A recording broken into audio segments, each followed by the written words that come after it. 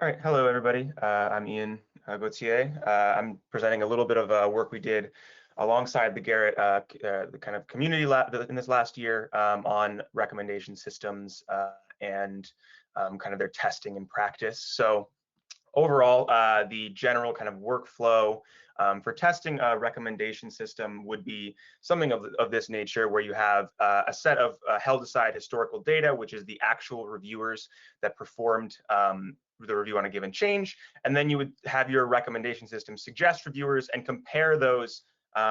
suggestions to the actual reviewers that ended up doing the change in reality. And you'd split the,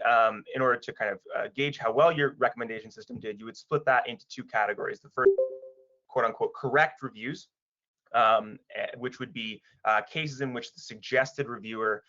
lined actual reviewer that did the review. And then you would have your incorrect reviews, which would be the inverse, where your suggested reviewer didn't line up with the actual reviewer in practice. And this is by and large how all recommendation systems are tested within the literature that we could find. The question obviously being, would this be a efficient this kind of line up with the actuality?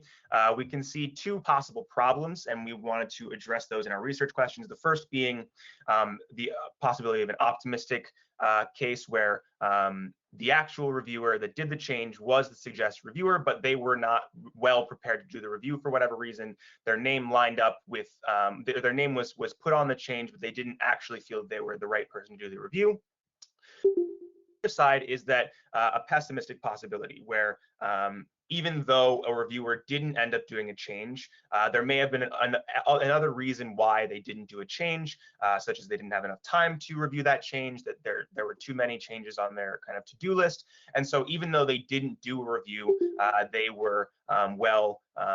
prepared to do so and should have been looked at as a good suggestion for the recommendation system. And so we'll address those two. We'll start with the optimistic case here. The basic outline for how we attempted to test this was that we recreated a couple of recommendation systems from the literature, and then we ran them to get an output of suggested reviewers. And we then took the suggested reviewers that were quote unquote correct by our previous historical data, and we issued a set of personalized questionnaires to you guys, the members of the Gerrit community, to see how prepared you felt you were to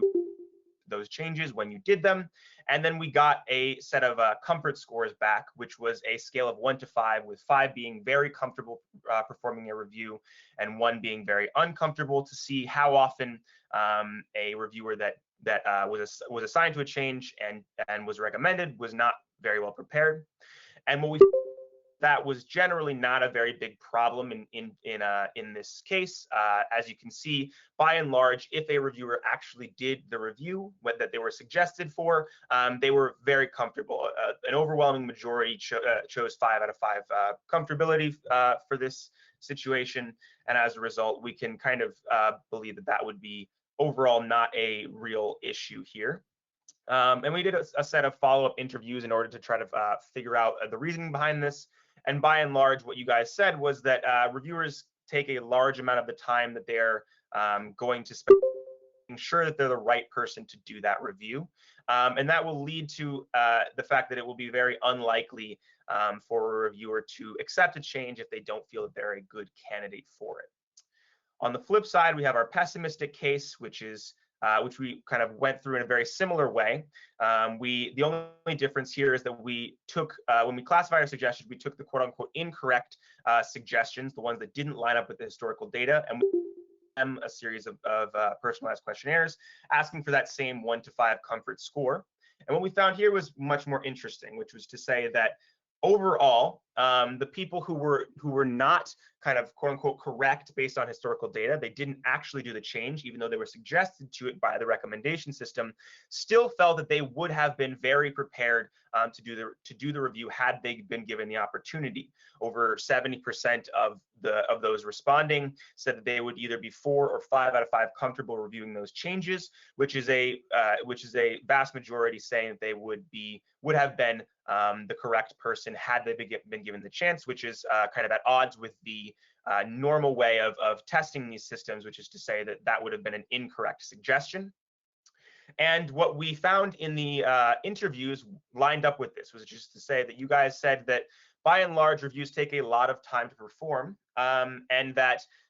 many of you have a large kind of area of expertise and many changes which you would like to might like to make a review for, but you may not have the time to get to all of them. And as a result, this can lead you to not being able to review all the changes that you would like to, and this could lead to this discrepancy in how in this testing data, which can lead to an overly pessimistic view of your recommendation system. Which leads us to our kind of recommendation here, which is to say that instead of only looking at the quantitative data based on the historical data, there should be a step within the testing phase of a recommendation system where a user goes to the actual community that they're trying to implement the system for and asks the community, which would be you in this case for the Gerrit system, whether they actually feel that they would be, whether they feel that these recommendations that are coming out of the system are appropriate